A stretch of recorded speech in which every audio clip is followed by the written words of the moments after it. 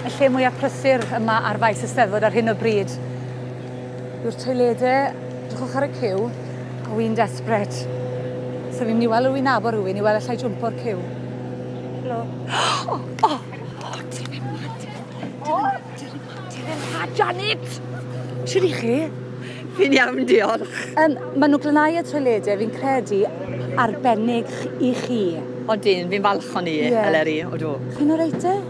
Odw, mwynhau'r Eisteddfod mas draw. O chi'n edrych yn smart iawn, yn y wisg wen yn yr orsedd, ddydd llun.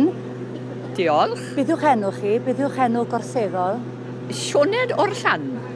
Sioned o'r llan, achos Llambed? Sioned yw Janet yn Gymraeg, a dwi'n enedigol o Llan Gynnog, a rwy'n byw nawr yn Llan Bedr Pont Steffan. Right. Keep in the queue. Keep in the queue. Ac, o'ch chi ma bob dydd de? Odw, yn byw yn Llanbed, chwel dim ar 20 munud o deithio, a mae'n gret y gweud y gwir. Eleri. Reit. Saith bod chi'n... Ond fi'n reit tu ôl i chi, reit? Fi'n reit i tu ôl i chi. So chi'n mewn y toilet? Nadw! Nadw! Reit, fi'n credu bod lle i chi fynd nawr. Diolch yn fawr. Hwyl, joiwch.